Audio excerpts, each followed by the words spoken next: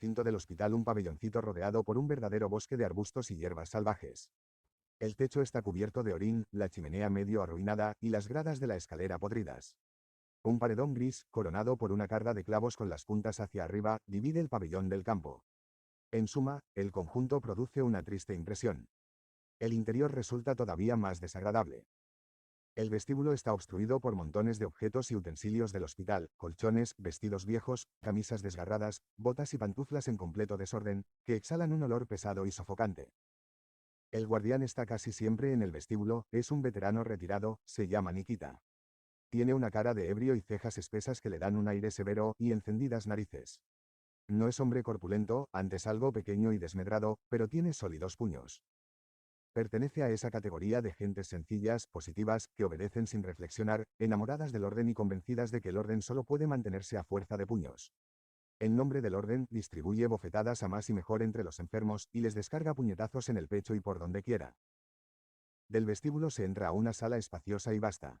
Las paredes están pintadas de azul, el techo ahumado y las ventanas tienen rejas de hierro. El olor es tan desagradable que, en el primer momento cree uno encontrarse en una casa de fieras, huele a col, a chinches, a cera quemada y a iodoformo. En esta sala hay unas camas clavadas al piso, en las camas, estos, sentados, aquellos, tendidos, hay unos hombres con batas azules y bonetes en la cabeza, son los locos. Hay 5, uno es noble y los otros pertenecen a la burguesía humilde. El que está junto a la puerta es alto, flaco, de bigotes rojizos y ojos sanguinolentos, como los ojos irritados de un hombre que llorara constantemente. La frente en la mano, ahí se está sentado en la cama sin apartar los ojos de un punto. Día y noche entregado a la melancolía, mueve la cabeza, suspira, sonríe a veces con amargura. Casi nunca interviene en las conversaciones, ni contesta cuando le preguntan algo. Come y bebe de un modo completamente automático todo lo que le sirven. Su tos lastimosa y agotadora, su extremada flacura, sus pómulos enrojecidos, todo hace creer que está tísico. Su vecino inmediato es un hombrecillo vivaz e inquieto que usa una barbita puntiaguda, su cabello es negro y rizado como el cabello espeso de un negro. Durante el día se pasea por el cuarto de una ventana a otra, o bien se queda sentado en la cama, a la turca, cantando incesantemente a media voz y riendo con un aire amable y satisfecho. Su alegría infantil, su vivacidad, tampoco de noche lo abandonan cuando se incorpora para implorar a Dios dándose repetidos golpes de pecho. Este hombre es Moisés el judío, que se volvió loco hace 20 años a causa del incendio que destruyó su sombrerería. Es, de todos los huéspedes de la sala número 6 que así la designan, el único que tiene permiso de salir fuera del pabellón y aún a la calle. Se le concede este privilegio a título de antigüedad en la casa, y también por su carácter inofensivo, a nadie da miedo, y suele encontrársele por la ciudad rodeado de chicos y perros. Con su bata azul y su bonete ridículo, en pantuflas y hasta descalzo, y, a veces, también sin pantalones, pasea por las calles, se detiene a la puerta de alguna casa o tienda, y pide un copec de limosna. La buena gente le da pan, cidra, copex, y así, siempre vuelve con la barriga llena, rico y contento. Todo lo que trae lo confisca a la entrada el veterano Nikita, que procede al acto de una manera brutal, hurga los bolsillos del loco, y gruñe y jura que no dejará salir más a Moisés, y que no puede tolerar tamaño desorden. Moisés es muy servicial, lleva agua a sus vecinos, los cubre cuando duermen, les ofrece traerles copex de la ciudad y hacerles sombreros nuevos.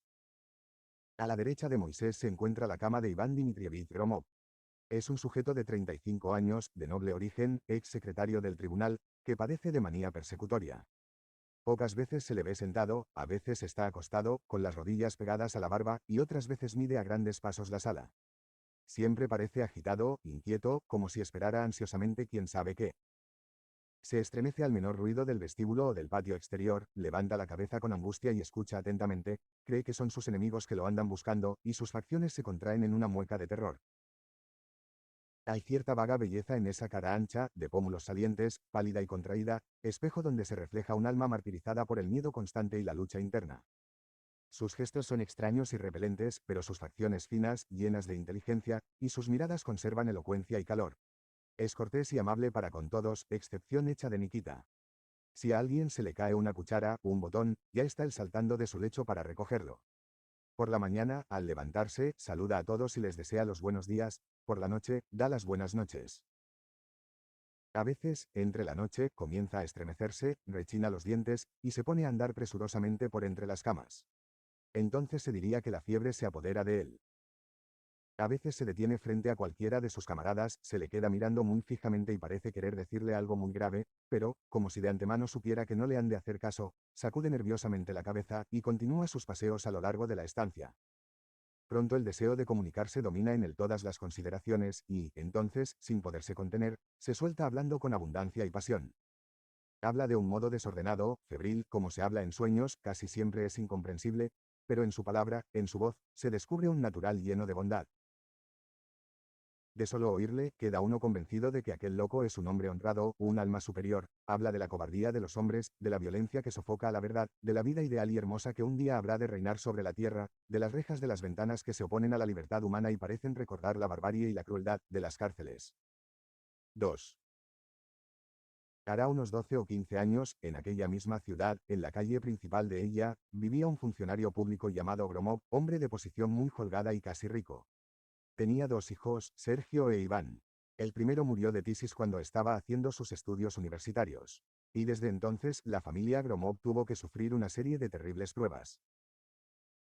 Una semana después de los funerales de Sergio, el padre fue arrestado por fraude y malversación de fondos públicos. Poco después moría de tifus en el hospital de la prisión. La casa y cuanto contenía se vendió en pública subasta. La viuda Gromov y su hijo Iván se quedaron sin recursos. Antes de la muerte de su padre, Iván Dmitrievich estaba también estudiando en la universidad. Su padre le enviaba mensualmente unos 60 o 70 rublos, que bastaban ampliamente a sus necesidades. Ahora, por primera vez, se encontraba frente a frente con la miseria, y se vio obligado a buscarse un medio cualquiera de ganarse el pan. Desde por la mañana hasta muy entrada la noche corría de aquí para allá dando lecciones, copiando documentos, aceptando cuanto trabajo se le ofrecía. Con todo, estaba casi en la miseria, todo lo que ganaba se lo enviaba a su madre.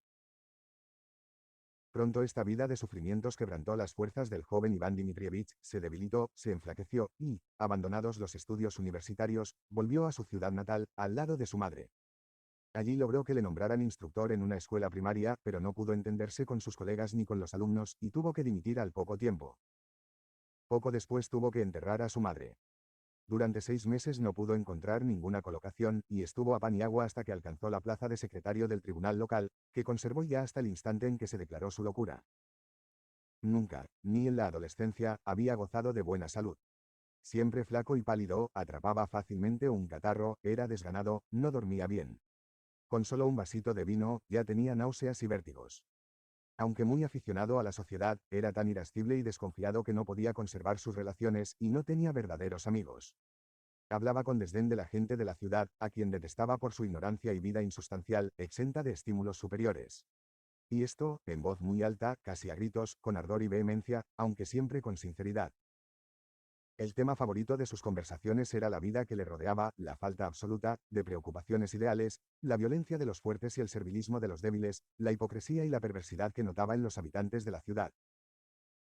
Acusador implacable, declaraba que solo los cobardes logran lo que necesitan, y que la gente digna se muere de hambre, que no había buenas escuelas, ni prensa honrada, ni teatro, ni conferencias públicas, y, finalmente, predicaba la unión y la colaboración estrecha de todas las fuerzas vivas del pueblo. En sus peroratas ponía siempre mucho fuego y pasión. Para pintar a los hombres y a las cosas solo empleaba dos colores, el blanco y el negro. La humanidad, a su vez, estaba partida en dos bandos, la gente honrada y los pícaros. Los términos medios, los matices, no existían para él. Y aunque se expresaba con admiración y entusiasmo sobre el amor y las mujeres, no estaba enamorado. A pesar de la violencia de su lenguaje y de sus acusaciones implacables, en la ciudad era bastante querido. Para hablar de él empleaban el diminutivo cariñoso, Vania. Su natural bondad, su solicitud, su pureza moral, así como su traje usado, sus desgracias familiares y su condición enfermiza, ganaban al pobre joven el afecto y la compasión de los vecinos. Además, era muy ilustrado, muy leído, y con reputación de diccionario enciclopédico en dos pies. Su distracción favorita era la lectura. Ya en su casa, ya en el club, se pasaba las horas largas hojeando libros y revistas. En solo la expresión de su cara se adivinaba al lector ávido, que lee como el borracho bebe o como devora el hambriento, tragando todo sin masticar. Se arrojaba con ansia sobre todo impreso, aun sobre los periódicos del año pasado y los calendarios antiguos. La lectura habla llegado a ser para él un hábito enfermizo, casi una anomalía. En su casa, por la noche, solía leer en la cama hasta el amanecer. 3. Una mañana de otoño, con el cuello del gabán levantado, se dirigía por las calles fangosas a casa de algún vecino a quien tenía que prestarle algún servicio. Iba de mal humor, como, por lo demás, solía estar siempre por la mañana. En cierta callejuela se cruzó con 2 presos cargados de cadenas y conducidos por 4 soldados.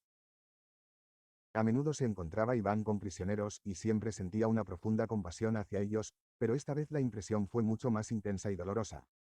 Y se dijo que él mismo podría un día ser conducido así, entre grillos, hasta la cárcel, por entre el fango de las calles. Cuando hubo despachado lo que tenía que hacer, de vuelta a su casa, tropezó, junto a la oficina de correos, con un oficial de policía conocido suyo. Este lo saludó y lo fue acompañando un rato. El caso preocupó mucho a Iván Dmitrievich. Todo el día estuvo pensando en presos y en soldados carceleros. Poco a poco, una vaga angustia se fue apoderando de su ánimo y ni siquiera podía entregarse a la lectura. Por la noche no encendió la lámpara. No pudo conciliar el sueño en toda la noche y estuvo pensando en que a él también le podrían arrestar, encadenar, encarcelar.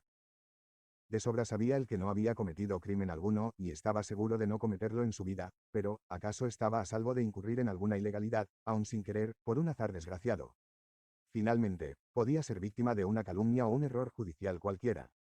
En el estado actual de las leyes, los errores judiciales son siempre probables. Jueces, policías, médicos, juristas, todos, en virtud del hábito profesional, se van volviendo imposibles, y a menudo se inclinan a ver crímenes donde no los hay. Así, inconscientemente, se vuelven crueles como el carnicero habituado a matar reses, que ni se acuerda de los sufrimientos que puede ocasionarles. En tales condiciones, condenar a un inocente, hacerlo arrestar, enviarlo a presidio, resulta sumamente fácil, y todo es cuestión de contar con el tiempo indispensable para llenar las formalidades del caso. Cumplidas las formalidades, se acabó todo, y sobre todo aquí, en esta miserable ciudad, perdida en el campo, a más de 200 verstas del ferrocarril.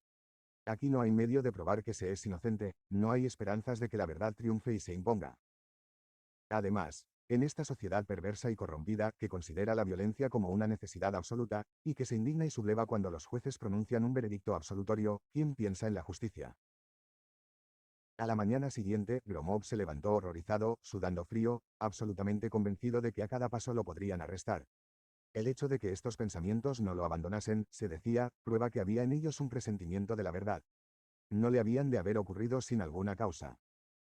En este preciso momento, pasó frente a su ventana, lentamente, un agente de policía. Gromov se estremeció. ¿Qué significaba esto? Poco después, 2 hombres se detuvieron frente a su casa, silenciosos. ¿Por qué callarían así? A partir de ese día, Gromov vivió en una angustia mortal. Todo el que pasaba por la calle, o entrada al patio de su casa, le parecía un espía o un agente de la secreta.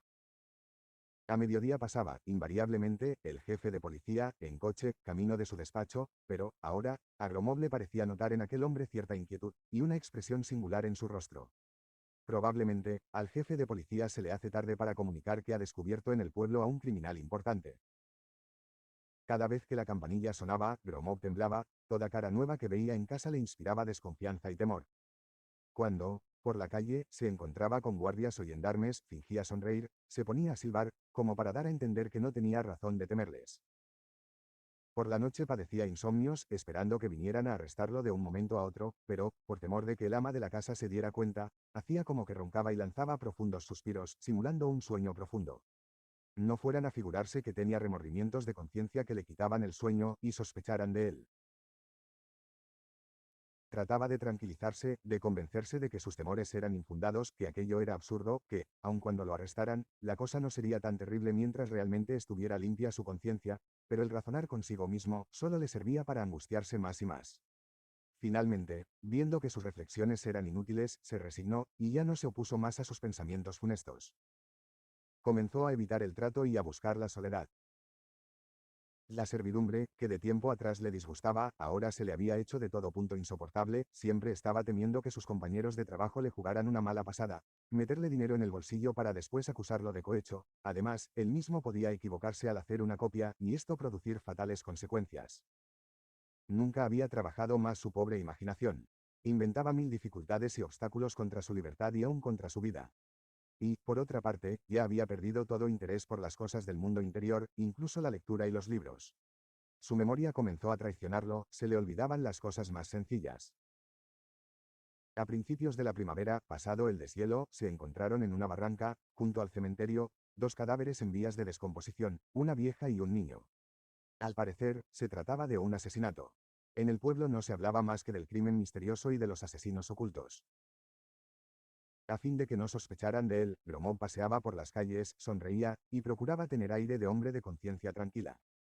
Pero, en cuanto daba con algún conocido, palidecía, se sonrojaba después, y se ponía a decir que no hay crimen más abominable que asesinar a los débiles. Pronto se sintió fatigado de estos esfuerzos, y entonces se le ocurrió que lo mejor sería esconderse en los sótanos de la casa. En efecto, se pasó un día entero en el sótano, después la noche entera, y, además, todo el día siguiente, y por la noche, temblando de frío, se escurrió como un solapado ladrón hasta su cuarto, y allí permaneció inmóvil, atento a los rumores más insignificantes. Por la mañana, muy temprano, entraron obreros en la casa. Gromov no ignoraba que venían a arreglar el horno de la cocina, pero el terror le hacía imaginar en ellos a los temidos agentes disfrazados. Lentamente, de puntillas, se salió de la casa y, presa de pánico, sin sombrero, en mangas de camisa, se echó a correr por la calle. Los perros le seguían ladrando, los transeúntes, asombrados, le gritaban, el viento silbaba en sus oídos. Y él seguía corriendo, corriendo, enloquecido, espantado. Le parecía que toda la violencia del mundo venía tras él dándole caza furiosamente. No sin trabajo lograron apoderarse de él y volverle por fuerza a casa. El médico, llamado al efecto, le prescribió un calmante, movió tristemente la cabeza y se marchó, tras de haber declarado al ama que no volvería, porque no hay medio de evitar que los hombres se vuelvan locos. Como Gromov no tenía recursos bastantes para ser atendido a domicilio, lo llevaron al hospital municipal y lo instalaron en la sala de los enfermos venéreos. Pero no dormía por la noche, y era tan excitable y caprichoso, que molestaba mucho a los enfermos. El doctor Andrés Efimich ordenó entonces que lo trasladaran a la sala número 6. Un año después, ya nadie se acuerda de Iván Dmitrievich, sus libros, arrumbados en el desván por el ama, son ahora juguetes de los muchachos. IV. El vecino de la derecha de Gromov es un mullik de cara redonda, mirada estúpida e insensata. Bestia de extremada voracidad y de no menor suciedad, había perdido, hacía mucho tiempo, el don de pensar y de sentir. De su cuerpo se exhala un olor repugnante. Nikita le pega con redoblada crueldad, lo abofetea de lo lindo, y lo peor es que la víctima no reacciona ni hace un solo gesto, ni expresa cólera o indignación. Se limita a mover la cabeza tras de cada golpe recibido, como un tonel que recibe un puntapié. El quinto y último habitante de la sala número 6 es un pobre hombre flaco, rubio, de mansa expresión, que había sido, en salud, empleado de correos. A juzgar por sus ojos tranquilos e inteligentes, que tienen siempre un fulgor malicioso, posee un secreto que esconde cuidadosamente a las indiscreciones del mundo. Bajo su almohada, bajo su colchón, guarda algo que no quiere mostrar a nadie, no por miedo del robo, sino más bien por pudor. A veces se acerca a la ventana y, de espaldas a sus camaradas, oprime algo sobre su pecho, y después lo contempla un rato, cabizbajo. Si se le acerca a alguien, se pone confuso y oculta el objeto al instante. Pero, con todo, no es difícil adivinar de qué se trata. Ya puede usted felicitarme, suele decirle a Gromov. Me han dado la cruz de Estanislao de segundo grado, con estrella. Esta condecoración solo se concede a los extranjeros, pero, para mí, se ha hecho una excepción. Si he de decirle a usted la verdad, es un favor que no me esperaba. Sonríe lleno de satisfacción, y espera que Gromov le dé la enhorabuena. Pero este contesta tristemente. Yo no entiendo de eso. ¿Sabe usted, continuó el antiguo empleado de correos, sabe usted cuáles son mis aspiraciones? Y guiñando maliciosamente los ojos, añade, aspiro a la orden de la estrella polar. La cosa vale la pena, es una orden muy rara, cruz blanca y banda negra. Hermosísima. Ya verá usted cómo me salvo con la mía. La vida en aquella casa es muy monótona. Por la mañana, todos los enfermos, con excepción del mullik, se lavan en el vestíbulo, en un tonel lleno de agua, y se enjugan la cara con los extremos de la bata. Después beben el té que les dan en tazas de plomo. Solo hay derecho a una taza. A mediodía, comen una sopa de col y un plato de cereales. Por la noche, cenan los restos de la comida. Y en los intervalos, los enfermos están acostados, se duermen, se ponen a ver por las ventanas o se pasean de un rincón a otro de la sala. Así transcurren todos los días. El antiguo empleado de correos habla siempre de las mismas condecoraciones. Raro es ver caras nuevas en la sala número 6. El doctor no recibe ya más locos, y las visitas son muy de tarde en tarde, no abundan los aficionados a las casas de locos. 2 veces al mes viene el peluquero Simeón Lazarit. Nikita le ayuda a cortar el pelo a los huéspedes de la número 6, y los pobres reciben entonces tan malos tratos, que su aparición provoca un pánico indescriptible. Aparte del peluquero, no viene nadie al manicomio, los enfermos están condenados a no ver más cara que la de Nikita todos los días. El doctor tampoco viene casi nunca. Pero he aquí que de pronto circula por el hospital un rumor inusitado: el doctor ha dado en frecuentar la sala número 6. V.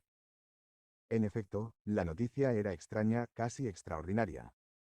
El doctor Andrés Efimich Ragin no es un hombre ordinario. Cuentan que en su juventud había sido muy devoto y que se preparaba para la carrera eclesiástica. Después de alcanzar el bachillerato, en 1883, quiso entrar en el seminario para hacerse cura, pero su padre, médico también, se opuso resueltamente, y le declaró que lo desconocería si se empeñaba en seguir la carrera del sacerdocio. Andrés Efimich confesaba no sentir la menor vocación por la medicina ni por ninguna otra ciencia especial. Pero el destino había decidido que fuera médico. Tenía un aspecto rudo y tosco de muñico de tabernero. Su rostro era severo, los ojuelos, pequeños, la nariz, roja. Era muy fuerte y corpulento, de brazos muy sólidos. Parecía capaz de derribar a un hombre de un golpe. Y, sin embargo, era tímido, andaba con suavidad, casi de puntillas. Cuando, en un paso estrecho, se encontraba con alguien, se apartaba invariablemente, y con una voz fina, casi femenina, decía: «Perdón». Tenía en el cuello un tumorcillo que le impedía usar camisas muy almidonadas, siempre llevaba camisas blandas. Se vestía con cierto descuido, casi no cambiaba de traje, y cuando se ponía un traje nuevo, se diría que era usado. Con el mismo traje recibía a sus enfermos, comía, visitaba a sus amistades, y no por avaricia, sino por abandono de las cosas externas. Cuando llegó al pueblo en calidad de médico municipal, el hospital se encontraba en un estado lamentable. En las salas, corredores y patio, había un olor imposible. Los criados, las hermanas de la caridad y los niños, dormían en la misma sala de los enfermos. Verdaderos ejércitos de ratas y chinches hacían intolerable la vida. No había instrumentos quirúrgicos ni termómetros. Las patatas las guardaban en las bañeras. El personal se enriquecía robando a los tristes enfermos. El predecesor de Andrés Efimich, a creer los rumores, vendía por trasmano el alcohol del hospital, y mantenía relaciones muy estrechas con las hermanas enfermeras y aún con las enfermas. En el pueblo estaban al tanto de estos desórdenes, pero la opinión pública no parecía hacer caso de ello.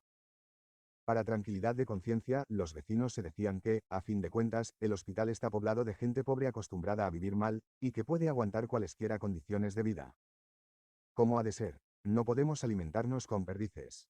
Después de su primera visita, el nuevo doctor se dijo que aquel era un establecimiento inmoral, sumamente dañoso para la salud de los vecinos. A su modo de ver, lo mejor hubiera sido dejar a los enfermos en libertad y cerrar la casa, pero no se le ocultaba que carecía de poder para obrar así. Además, sin duda los mismos vecinos desearían conservar su hospital, que por algo lo habían construido. Claro que esto no pasaba de ser un prejuicio, pero los mismos prejuicios, y otras sandeces que hace la gente, pueden algún día servir para algo, como sirve el estiércol para abonar la tierra. Todas las cosas buenas del mundo tienen, en su origen, algo repugnante. Con estas filosofías, Andrés Efimich entró en sus nuevas funciones decidido a dejarlo todo tal como estaba. Desde el primer día manifestó la mayor indiferencia por cuanto ocurriera en el hospital.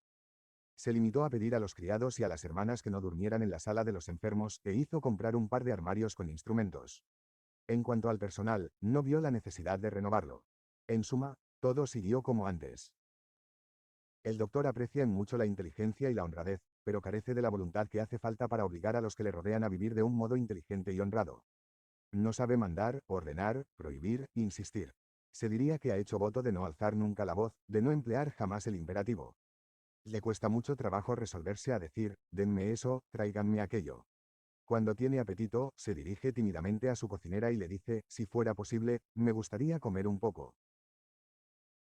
Sabe muy bien que el administrador del hospital es un ladrón y que merecía que lo hubieran echado a la calle hace mucho tiempo, pero no se siente capaz de hacerlo, le es de todo punto imposible. Cuando lo engañan y le presentan a firma, por ejemplo, una factura tramposa, se sonroja hasta los cabellos, como si él fuera el autor del fraude, pero, con todo, firma. Cuando los enfermos se quejan de hambre o de los malos tratos que reciben del personal, se pone mortificadísimo y balbucea muy confuso: bueno, bueno, yo lo arreglaré. Creo que habrá sido un error. Al principio, el doctor trabajaba con mucho celo, todos los días recibía a los enfermos desde por la mañana hasta la hora de comer, operaba y asistía a los partos. Así adquirió pronto en el pueblo reputación de buen médico. Las señoras decían que era muy atento y excelente para el diagnóstico, sobre todo en enfermedades de señoritas y niños. Pero, poco a poco, empezó a cansarse de la monotonía y evidente inutilidad de todo esto. Hoy son 30 enfermos, mañana serán 35, y pasado mañana 40, y así, de día en día, de año en año, los enfermos van aumentando, y la mortalidad está lejos de disminuir. ¿De qué sirven, pues, tantos esfuerzos? Aparte de que, cuando en el término de unas cuantas horas se reciben a 40 enfermos, es físicamente imposible atenderlos y cuidarlos debidamente, de modo que el médico se ve obligado a defraudar a veces las esperanzas de su clientela. Según la estadística del hospital, el año pasado el doctor recibió unos 12.000 dolientes, es decir, que hubo 12.000 engañados. La mayoría deberían haber ingresado en el hospital, aún para recibir los cuidados más indispensables, pero era imposible, sin contar con que las condiciones higiénicas del hospital no se prestan en manera alguna para cuidar a un enfermo. Está muy sucio, la alimentación es mala, el aire está corrompido. Puesto que no tengo fuerzas para cambiarlo todo, se decía el doctor, más vale no ocuparse de ello. Además, ¿para qué empeñarse en impedir que la gente se muera, siendo la muerte el fin natural de todos? ¿Vale verdaderamente la pena de prolongarle la vida por 5 o 10 años a este comerciante, a aquel empleado? Cierto es que otros piden a la medicina consuelos para el sufrimiento. Pero, ¿debe uno proporcionar tales consuelos? Según los filósofos, el sufrimiento conduce a los hombres a la perfección, y además, si los hombres llegan realmente a descubrir el medio de aplacar sus padecimientos con píldoras y especialidades farmacéuticas, descuidarán la religión y la filosofía, que era hasta ahora, no solo una fuente de consuelos, sino de felicidad. Amén de que los hombres más eminentes han sufrido muchos males. Putkin, por ejemplo, pasó unas horas terribles antes de morir, el pobre Heine estuvo paralítico muchos años. ¿Por qué, pues, empeñarse en ahorrarle sufrimientos a un triste empleado o a una burguesa cualquiera, cuya vida, desprovista de padecimientos, sería monótona e insípida, como la de un organismo primitivo?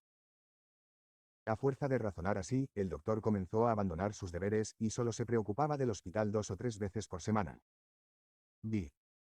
La vida del doctor es muy aburrida. Se levanta a eso de las 8, se viste, toma el té, lee después un poco en su gabinete y, a veces, visita el hospital. Allí, en el estrecho y oscuro corredor le están esperando los enfermos. Frente a ellos pasan continuamente, golpeando el suelo con los zuecos, los guardianes y los enfermos. Frente a ellos pasan continuamente, golpeando el suelo con los zuecos, los guardianes y los enfermos internos. A veces también conducen por el corredor a los muertos, hacia la sala mortuoria. Se oyen gemidos de los dolientes, se oyen llantos de niños, y el viento circula, libremente por el corredor, produciendo fuertes corrientes. El doctor sabe bien que todo eso produce una impresión dolorosa sobre los enfermos, pero nada hace para evitarlo. En el vestíbulo sale a recibirlo el enfermero Sergio Sergeyevich, un hombrón de cara afeitada e inflada, de maneras corteses, cuidadosamente vestido y con más aspecto de senador que de enfermero.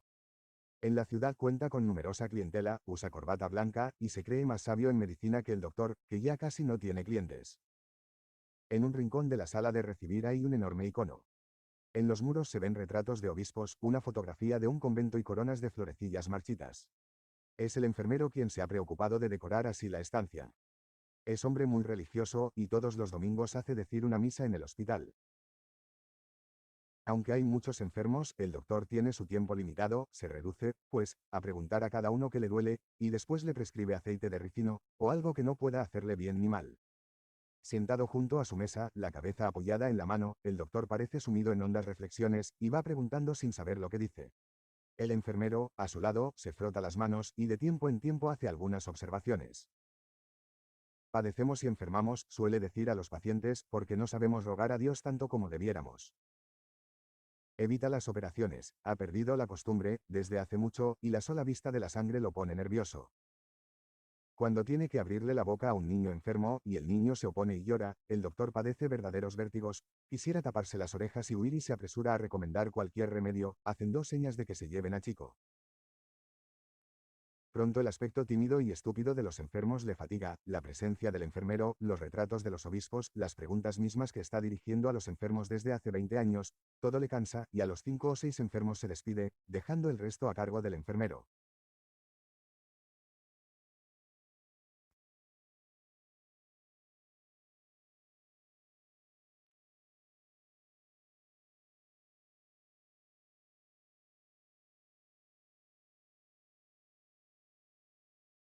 Con el dulce pensamiento de que ya en el pueblo no le quedan clientes que lo molesten, vuelve a su departamento, se sienta en su gabinete, y gelo otra vez leyendo.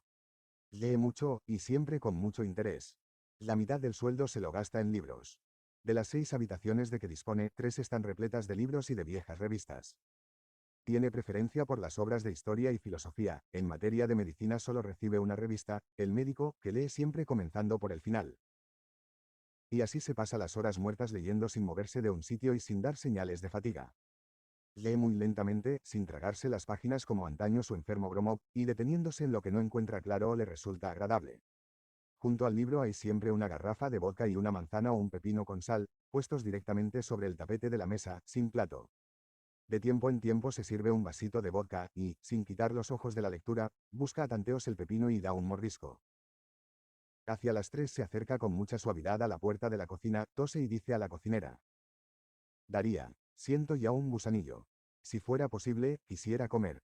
Después de comer una comida muy mediana y muy mal servida, pasea mucho tiempo, los brazos cruzados sobre el pecho, por todas las habitaciones, y medita. El reloj da las 4, el reloj da las 5, y él continúa rumiando sus meditaciones. De tiempo en tiempo la puerta de la cocina se abre con un rechinido, y se ve pasar a la cocinera con su cabeza rojiza y somnolienta. Andrés Efimich, creo que ya es hora de la cerveza, dice con cierta inquietud. No, todavía no, responde este. Voy a esperar otra media horita. Por la noche viene a verlo casi siempre el director de correos, Mijail Averianik, único habitante de la ciudad, cuya compañía parece soportable al doctor. Mijail Averianik había sido en otro tiempo rico propietario y oficial de caballería, arruinado, tuvo que entrar como empleado en la oficina de correos. Es apuesto, usa unas hermosas patillas blancas, tiene modales muy distinguidos y voz sonora y agradable. Posee una envidiable salud, es hombre de corazón muy sensible, aunque algo nervioso e iracundo. Cuando, en la oficina de correos, alguna persona del público protesta o simplemente exige algo, Mijail Averianik se pone rojo de ira, todo el cuerpo le tiembla y grita a voz en cuello: Ya se está usted callando. Aquí no manda nadie más que yo. Gracias a esto, el correo ha adquirido desde hace tiempo una sólida reputación de lugar desagradable y expuesto a escándalos. Mijail Averianik estima y quiere bien al doctor, a quien considera como hombre instruido y de noble corazón, pero a los demás vecinos los trata con desprecio y los considera como a súbditos suyos. Aquí estoy, dice al llegar a casa del doctor, ¿qué tal, querido amigo? Ya estará usted de mis visitas hasta aquí, ¿verdad? Al contrario, hombre, me da muchísimo gusto, le responde el doctor. Siempre es usted bienvenido en esta casa. Y los dos amigos se sientan sobre el canapé del gabinete. Un buen rato se lo pasan fumando sin decir nada. Después el doctor llama a la cocinera. Daría, ¿quiere usted hacer el favor de darnos cerveza? Daría trae la cerveza. La primera botella se agota en silencio, el doctor, siempre entregado a sus reflexiones, y Mijail Averianik con aire alegre y animado, como hombre que tiene muy buenas cosas que contar. El doctor comienza siempre la conversación. Lástima, dice hablando con parsimonia y tristeza sin mirar a los ojos de su interlocutor, que no haya en este lugar gente aficionada a la buena conversación y capaz de sostener una charla interesante. Para nosotros resulta una dura privación. Ya ve, usted, aquí, ni los intelectuales sobresalen del bajo nivel de las capas inferiores del pueblo. Tiene usted razón que le sobra.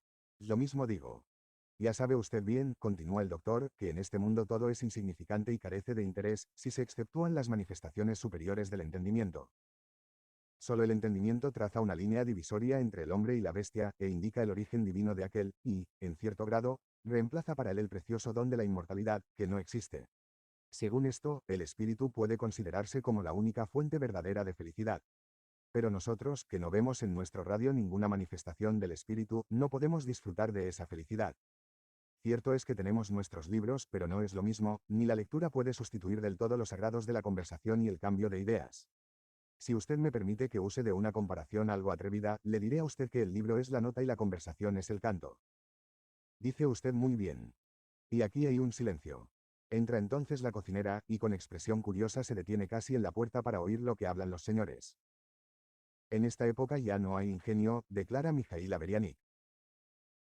Y se pone a recordar los buenos tiempos cuando la vida valía la pena y era sana y gozosa, y habla de los intelectuales de hace 30 años, tan enamorados de su honra y tan devotos de la amistad. Entonces se prestaba uno dinero sin necesidad de prenda ni garantía, y todos se ayudaban mutuamente de una manera caballeresca. La vida estaba preñada de aventuras y de cautivadoras sorpresas. ¡Qué camaradas los de entonces! ¡Qué mujeres aquellas! Y después se enfrasca con entusiasmo en una descripción del Cáucaso, ese país de bienandanza. Figúrese usted que la mujer de un teniente coronel, una mujer de lo que hay poco, se vestía con traje de oficial, y, por la noche, emprendía largas excursiones a la montaña, sola y sin guía. Decían que tenía quién sabe qué misteriosa novela con un príncipe de Georgia. Virgen Santísima, exclama la cocinera. Ah, en aquel tiempo se sabía comer y beber. La gente tenía ideas atrevidas. El doctor, aunque ha estado escuchando, parece que no ha entendido bien, parece que piensa en otra cosa. Después, a pequeños sorbos, sigue apurando su cerveza. Y de pronto, inesperadamente, interrumpiendo a su amigo, dice: a veces, en sueños, me parece que estoy entre personas inteligentes y metido en conversaciones amenísimas. Mi padre me dio una buena instrucción, pero cometió el error de obligarme a la carrera de médico. Yo creo que, si lo hubiera desobedecido, a estas horas viviría en el corazón de la vida intelectual. Tal vez me habrían ya hecho miembro del consejo de la universidad. Claro es que también el espíritu es cosa pasajera, pero es lo mejor que hay es nuestra vida. En suma, que la vida es como una trampa sin escape, en la que, más tarde o más temprano, todos los hombres que piensan tienen que ir cayendo. El hombre viene al mundo contra su voluntad, sale de la nada gracias al juego de unas fuerzas misteriosas que él no comprende, y cuando pretende averiguar el objeto o el sentido de su existencia, o nadie le contesta, o le contestan estupideces. También la muerte sobreviene contra la voluntad del hombre. Y en esta prisión que llamamos vida, los hombres reunidos por una desgracia común, experimentan cierto alivio cuando pueden juntarse a cambiar ideas libres y atrevidas. Por eso en este bajo mundo el espíritu es nuestro único placer y consuelo. Muy bien dicho, muy bien dicho. El doctor, sin mirar a su interlocutor, continúa hablando lentamente, con largas pausas, del espíritu y de los hombres inteligentes. Mijail Aberianik lo sigue con mucha atención, y exclama de tiempo en tiempo: tiene usted muchísima razón. Después pregunta de pronto: ¿usted no cree en la inmortalidad del alma? No, honorable Mijail Aberianik, no creo en la inmortalidad del alma, ni tengo razón alguna para creer en ella. Francamente, le diré a usted que yo también tengo mis dudas. Sin embargo, a veces siento la seguridad de que no he de morir. Otras, me digo, pronto, pronto vas a reventar, triste vejete. Pero al instante oigo que una voz interior murmura a mi oído: no lo creas, tú no morirás. Después de las 9, Mijail Aberianik se despide. Al ponerse el gabán, ya en el vestíbulo, exclama: vaya un agujero en que nos ha metido este negro destino. Y lo peor es que aquí hemos de morimos. 7. Después de acompañar a su amigo hasta la puerta, el doctor se acomoda en la butaca y se pone a leer otra vez. Ningún ruido turba la absoluta tranquilidad de la noche. El tiempo se ha detenido. Al doctor le parece que nada existe, fuera de su libro y su lámpara de verde pantalla. Poco a poco su vulgar carota de muñiz parece iluminarse con una sonrisa de admiración o de entusiasmo ante el genio humano. ¿Por qué no ha de ser el hombre inmortal?, se pregunta.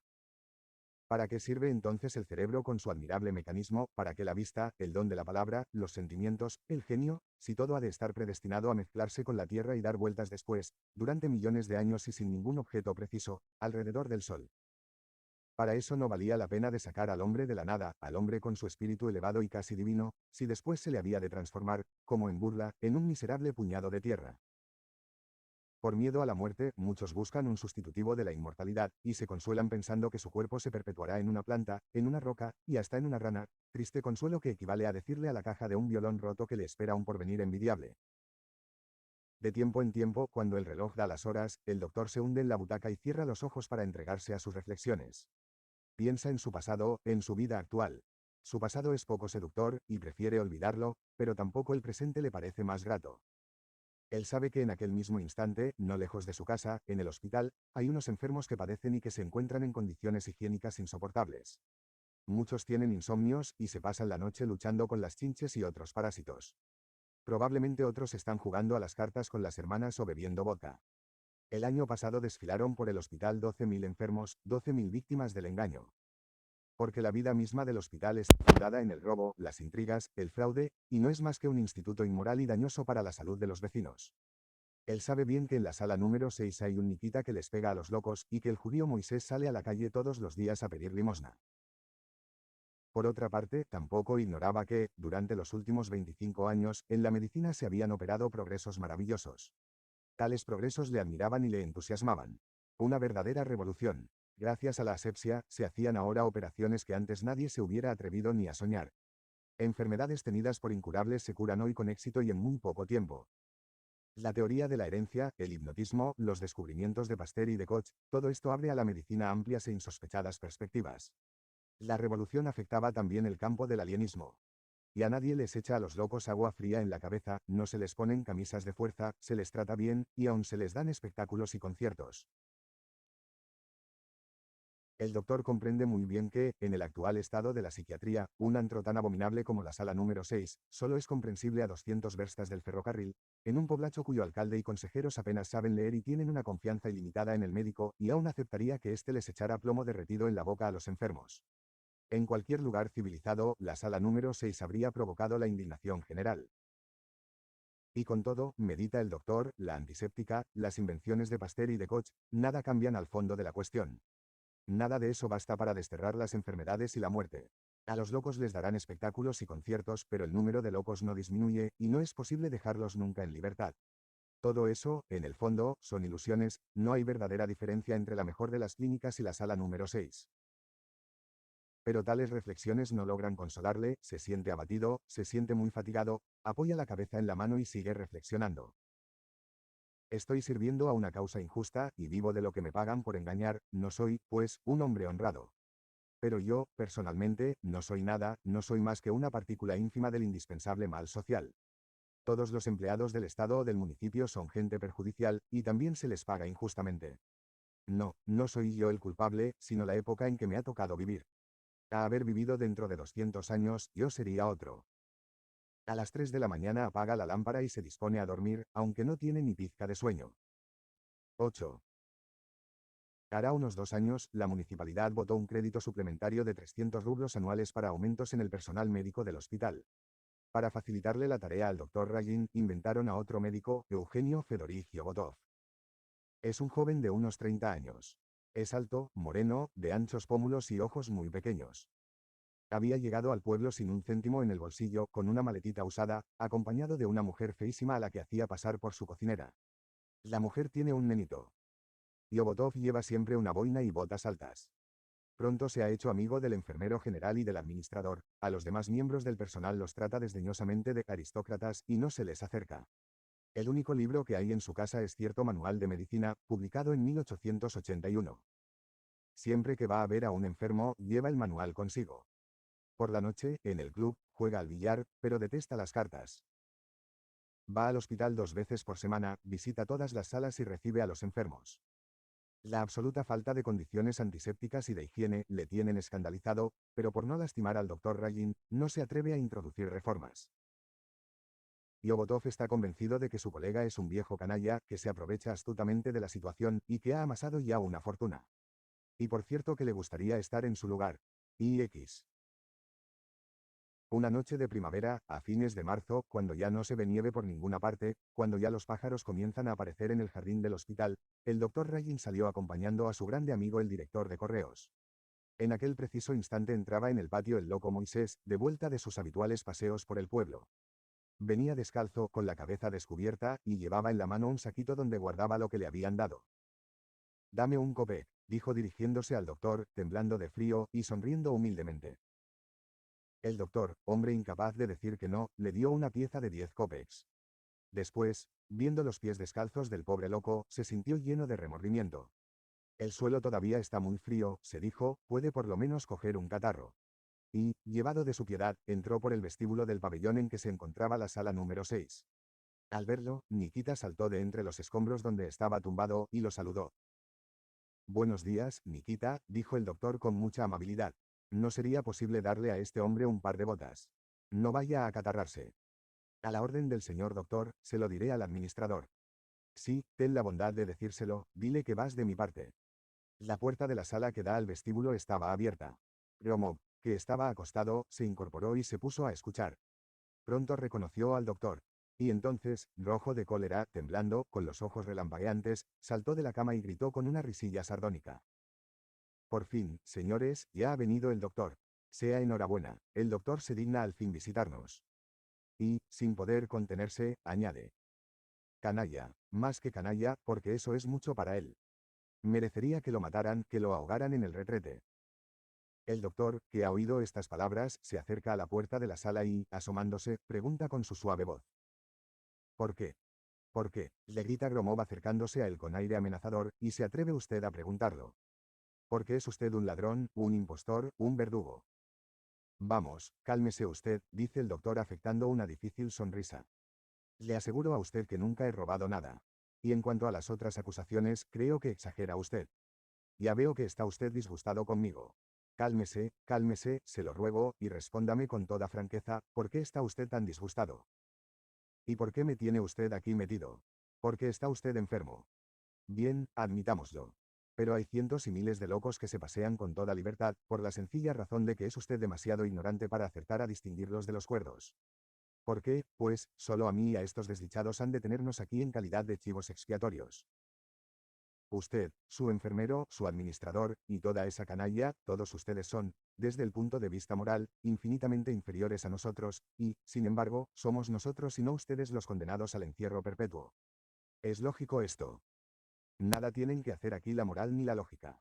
Es el azar el que decide. El que ha sido encerrado aquí, aquí se queda, y los otros siguen en libertad. El hecho de que el médico sea yo, y el enfermo usted, nada tiene que ver con la moral ni la lógica, no es más que un azar. Yo no entiendo esas necedades, dijo Gromov con voz sorda. Y se sentó otra vez en la cama. Moisés, a quien Nikita no se había atrevido a despojar en presencia del doctor, comenzó a poner en su cama trozos de pan, pedazos de papel, huesos, y, siempre temblando de frío, se soltó hablando en hebreo muy presurosamente. ¿Acaso se imaginaba ser dueño de una tienda? Déjeme usted en libertad, dijo Gromov con voz temblorosa. No puedo. Pero, ¿por qué? ¿Por qué? Porque no depende de mí. Supongamos que lo pongo a usted en libertad, no le aprovecharía a usted gran cosa. Al instante, los vecinos del pueblo o la policía lo volverían a arrestar y me lo traerían aquí otra vez. Sí, es verdad. Y Gromov se daba en la frente, como tratando de descubrir una solución. ¡Qué horrible situación! Entonces, dígame usted, ¿qué hacer? Y su voz, su expresión inteligente, conmovieron y sedujeron al doctor. Sintió un gran deseo de consolar al pobre joven y darle algunas muestras de simpatía. Sentóse en la cama, junto a Gromov, y dijo: Me pregunta usted qué podemos hacer. En la situación de usted, lo mejor parece que sería escaparse. Pero es inútil, por desgracia, lo arrestarían a usted al instante. Cuando la sociedad se defiende contra los criminales, los locos, y toda clase de hombres que no le convienen, es inflexible. No le queda a usted más que convencerse a sí mismo de que su permanencia aquí es inevitable. Pero si mi permanencia aquí no le sirve a nadie para nada. Una vez que hay prisiones y manicomios, es fuerza que estén habitados. Día llegará en que no existan. Entonces no habrá rejas en las ventanas ni cadenas. Yo le aseguro a usted que, tarde o temprano, ese día llegará. Gromov sonrió amargamente. Usted se está burlando de mí, señor mío. A usted, a su Nikita y a toda la demás canalla, les importa poco que lleguen o no esos tiempos anhelados. Pero puede usted estar seguro de que llegarán tiempos mejores. Tal vez hallará usted ridículas mis palabras, pero oiga usted lo que le digo, la aurora de un día mejor alumbrará la tierra, la verdad triunfará, y los humildes y los perseguidos disfrutarán de la felicidad que merecen. Tal vez para entonces yo no existiré, pero ¿qué más da? Me regocijo pensando en la felicidad de las generaciones futuras, las saludo con todo mi corazón, adelante.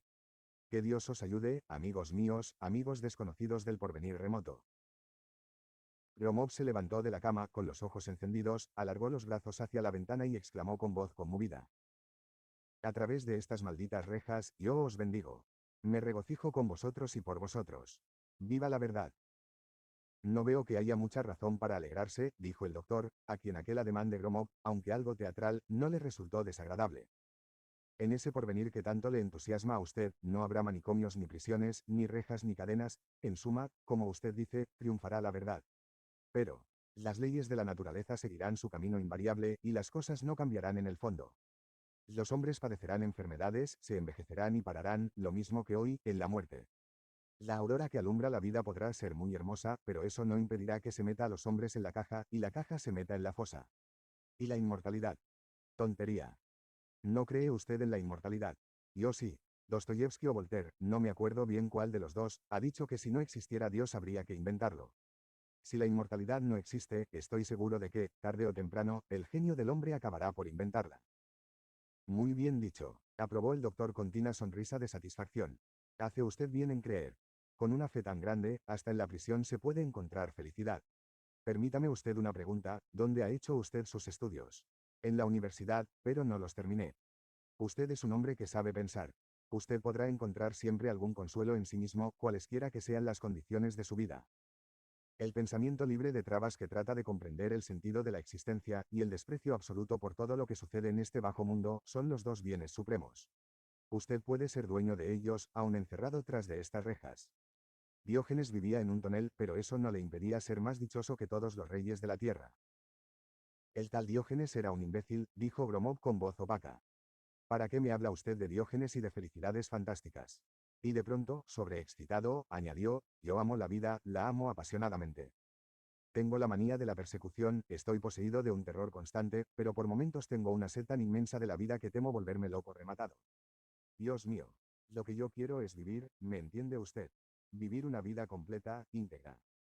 Muy conmovido, dio algunos pasos por la sala. Después, más tranquilo, añadió. A veces, en sueños, veo que me rodean unas sombras. Veo, en mi imaginación, unas gentes, oigo unas voces, música, y me parece que me paseo a través de campos y bosques, junto al mar. Y siempre, siempre, un deseo ardiente de moverme, de manifestar una actividad febril. Dígame, ¿qué hay de nuevo por allá, en el mundo? En el pueblo quiere usted decir. Cuénteme usted primero lo que pasa en el pueblo y después lo demás. Pues mire usted, la vida en el pueblo es muy aburrida. Casi no hay nadie con quien cambiar unas palabras. Si, al menos, viniera gente nueva. Verdad es que últimamente ha venido un joven médico, el señor Yogotov. Ya lo sé, un imbécil. Sí, un hombre de muy escasa cultura. Es increíble. Yo me imagino que en Petersburgo, en Moscú, la vida intelectual es intensísima, que todo está ya efervescente, y que todo se agita en torno a los grandes problemas de actualidad. Y, sin embargo, nos llega de allá cada tipo tan insulso, tan poco interesante. No, nuestro pobre pueblo no tiene suerte. Es verdad, pobre pueblo. Gromov calló un instante, y después. ¿Y en las revistas, en los periódicos, qué hay de nuevo? La sala estaba ya por completo sumergida en tinieblas. El doctor se puso en pie y empezó a contar lo que decía la prensa y lo que había del movimiento intelectual en Rusia y en el extranjero. Gromov lo escuchaba con notable atención, preguntaba algo y parecía muy interesado. Pero, de pronto, como si hubiera recordado algo terrible, se llevó las manos a la cabeza, se echó en la cama y volvió al doctor las espaldas. ¿Qué le pasa a usted? Preguntóle este. Es inútil, no me oirá usted pronunciar una sola palabra más, dijo Gromov ásperamente. Largúese de aquí. Pero, ¿por qué? Déjeme en paz, le digo, con 100.000 demonios. El doctor se encogió de hombros, suspiró y salió. Al pasar por el vestíbulo, dijo. Oye, Nikita, convendría limpiar un poco esto. Huele muy mal. A la orden del señor doctor. Pobre muchacho, pensaba el doctor al volver a sus habitaciones. Desde que estoy aquí, es el primero con quien he podido hablar de cosas interesantes. Sabe razonar, y se preocupa de cosas que solo preocupan a los hombres de ingenio. Mientras leía en su gabinete, y después se ha metido en cama, no dejaba de pensar en Gromov. Al día siguiente, en cuanto se despertó, recordó que acababa de descubrir a un hombre interesante, y se prometió ir de nuevo a visitar a Gromov a la primera oportunidad. X. Gromov estaba en la misma posición de la víspera, con las manos en la cabeza y la cara contra la pared. Buenos días, amigo mío, dijo el doctor. No duerme usted. Ante todo, yo no soy amigo de usted, dijo Gromov sin volver la cara y como hablando con la pared. Y, después, sepa usted que todos sus esfuerzos por reanudar la conversación serán inútiles, no despegaré los labios. Qué cosa más rara, balbuceó confuso el doctor. Ayer hemos estado hablando tan tranquilamente, y de pronto usted se ha disgustado e interrumpe la charla. Tal vez he usado sin querer alguna palabra inoportuna, o habré sostenido alguna idea que a usted le molesta. Gromov se volvió a medias, e incorporándose un poco, se quedó mirando al doctor irónicamente. Sépase usted que no creo una sola sílaba de lo que usted me cuenta. Sé muy bien lo que usted se propone, usted viene aquí como un espía, para descubrir mis intenciones y mis opiniones. Ayer lo he comprendido. Vaya una ocurrencia, dijo el doctor asombrado, ¿se figura usted que soy un espía? Sí, señor. Un espía y un médico que procede al examen de las capacidades de su enfermo son una misma cosa. Dispénseme usted, pero es usted realmente original. Se sentó en una silla, junto a la cama, y movió la cabeza en ademán de reproche. Admitamos que tiene usted razón, dijo. Admitamos que examino cada una de las palabras de usted para denunciarlo después a la policía. Que lo van a arrestar a usted, a juzgar. ¿Acaso sería usted más infeliz en ninguna cárcel de lo que ya es aquí? Aun cuando lo enviaran a usted a Siberia, ¿acaso sería peor que quedarse en esta casa de locos? Creo que no, verdaderamente. Entonces, ¿qué puede usted temer? Estas palabras produjeron un efecto visible. Gromov, tranquilizado, se sentó en la cama. Eran las 4:30 de la tarde, la hora en que la cocinera solía preguntarle al doctor si no era ya tiempo de la cerveza. Afuera, el día estaba claro y hermoso. He salido a pasear un poco después de la comida, dijo el doctor, y quiero verlo a usted. Estamos en plena primavera. ¿En qué mes? Marzo, preguntó Gromov. Sí, a fines de marzo. Las calles estarán llenas de fango, ¿verdad? No mucho. Algunas están secas. Ay, qué hermoso poder dar un paseíto en coche por la ciudad y volver después al gabinetito muy bien instalado. Consultar a un buen médico para el mal de cabeza. Hace mucho que no hago vida de hombre civilizado. Aquí todo es sucio, desagradable, repugnante. Tras la excitación de la víspera, parecía cansado y hacía esfuerzos para hablar. Le temblaban las manos y por la expresión de su cara se comprendía que tenía jaqueca. Entre un gabinete bien instalado y esta sala, dijo el doctor, no hay ninguna diferencia. El hombre extrae de sí mismo su felicidad y su tranquilidad, y no de las cosas exteriores. Como dice usted. Quiero decir que un hombre ordinario ve el bien y el mal como cosa externa, en un buen gabinete o en un coche confortable, mientras que el hombre dotado de pensamiento los busca dentro de sí mismo. Vaya usted con esas filosofías a Grecia, donde el tiempo siempre es encantador y el aire está embalsamado con el perfume de las flores. Aquí el clima no se presta a esa propaganda. Creo que fue con usted con quien hablaba yo de Diógenes, ¿no es verdad? Sí, ayer, conmigo.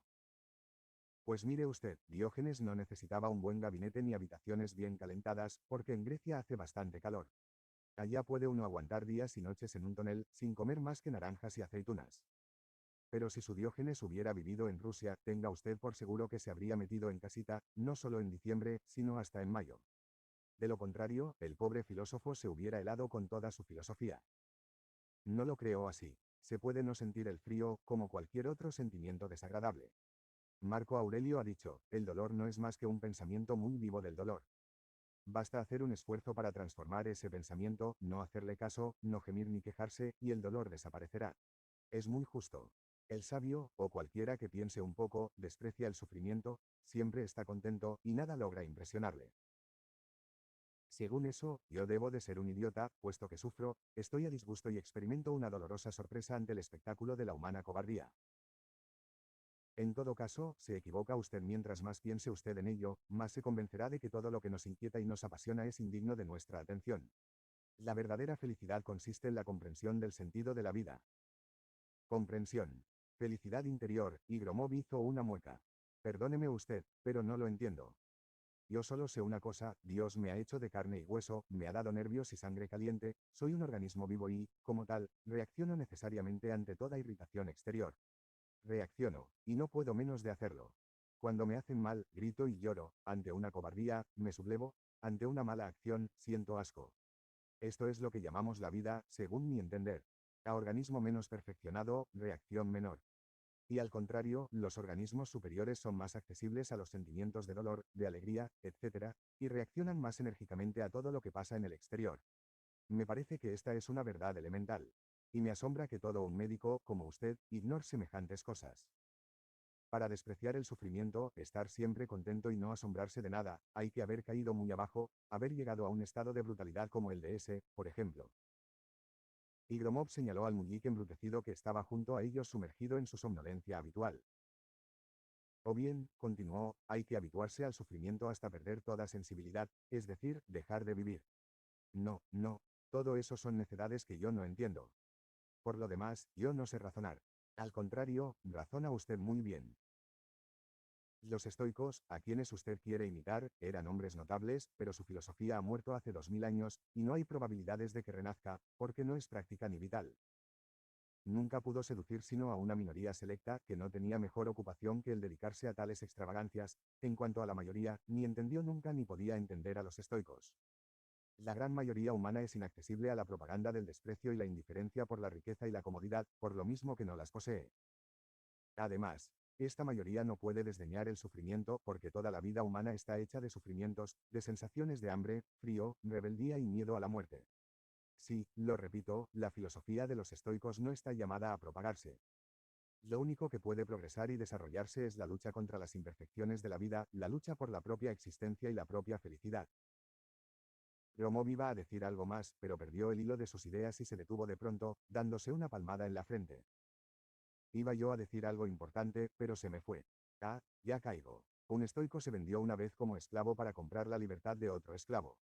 Esto prueba que era sensible a los sufrimientos, al menos a los ajenos. Para sacrificarse de este modo debió de sublevarse, indignarse contra la injusticia social, al punto de querer libertar a una de sus víctimas.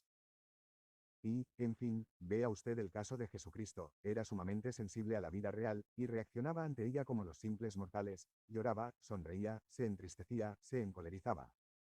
Al aproximarse a su espantosa muerte, no iba precisamente sonriendo, al contrario, en el jardín de Getsemaní pidió a Dios que le ahorrara tan amargo trance. Gromov se detuvo un instante. Supongamos que tiene usted razón en el fondo, que la tranquilidad y la dicha no se encuentran afuera, sino en el corazón del hombre. Aún así, no entiendo que usted predique semejante doctrina. ¿Acaso es usted filósofo o es usted sabio? No, ni sabio ni filósofo, pero creo que todos tenemos derecho de predicar la verdad. ¿Pero con qué derecho se atribuye usted competencia para tratar de los sufrimientos humanos? ¿Acaso ha sufrido usted alguna vez? ¿Tiene usted noción de lo que es sufrir? Permítame que le haga una pregunta, ¿le han pegado a usted de niño? No, mis padres no aprobaban ese procedimiento pedagógico.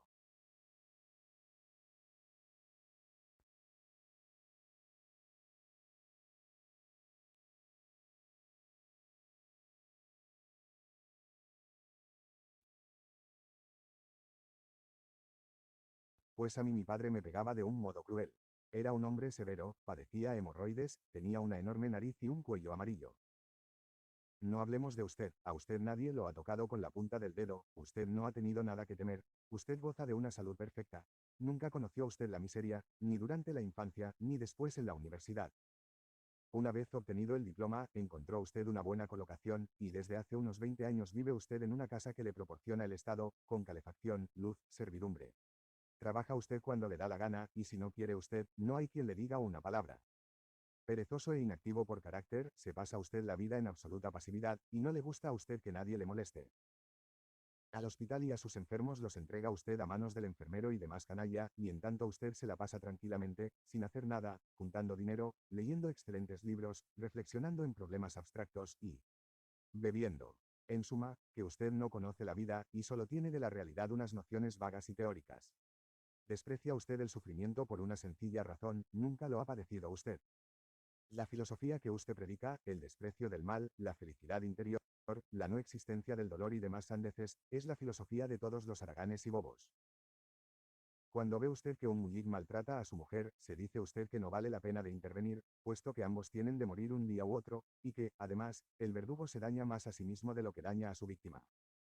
Si un enfermo acude a usted, usted se dice que el mal que padece no es más que una imaginación del mal, y que, por lo demás, sin sufrimientos la vida sería monótona e insípida. Aquí nos tienen a nosotros encerrados tras estas rejas, nos martirizan y maltratan, pero eso le deja a usted indiferente, puesto que afirma usted que no hay la menor diferencia entre este manicomio y una sala confortable. Sí, no cabe duda que profesa usted una filosofía muy cómoda, no hay nada que hacer, tiene uno la conciencia tranquila, y todavía se da uno el lujo de ser filósofo y sabio. No, señor mío, eso no es una filosofía ni es amplitud de miras, no es más que pereza, inercia, jaraganería. Gromov estaba cada vez más excitado. Tenía la cara encendida de indignación. Usted desprecia el sufrimiento, continuó, pero si le cogen a usted un dedo en la puerta, se pone usted a gritar. Puede que no, dijo el doctor sonriendo. Sí, estoy seguro de que sí. Me imagino cómo se pondría usted si, por ejemplo, se le paralizara el cuerpo de pronto. O figúrese usted que un imbécil lo injuriase brutalmente, y que se encontrara usted en la absoluta imposibilidad de vengarse, lo que es entonces entendería usted el sentido real del sufrimiento. Entonces no le serviría a usted de consuelo su dichosa filosofía de la verdadera felicidad y el desprecio de los males. Es sumamente original todo lo que usted me dice, observó el doctor con una risilla contenta y frotándose las manos. Experimento un verdadero placer en escucharle. En cuanto al retrato moral de mi persona, que ha tenido usted la bondad de hacer, tengo que confesar que es espléndido. No puedo disimularle a usted que es un verdadero deleite para mí el hablar con usted. Hasta ahora, ya ve usted, le he escuchado con el mayor interés. Permítame ahora que, a mi vez, le conteste en pocas palabras. Sí. La conversación se prolongó por espacio de una hora. Produjo sobre el doctor una impresión profundísima. A partir de aquel día, visitaba con mucha frecuencia la sala número 6. Iba por la mañana, por la tarde, por la noche. A veces se quedaba hablando con Gromov hasta horas muy avanzadas. Al principio, Gromov estaba algo desconfiado, atribuyéndole malas intenciones y sin tomarse el trabajo de ocultarle su mala voluntad. Después, poco a poco, se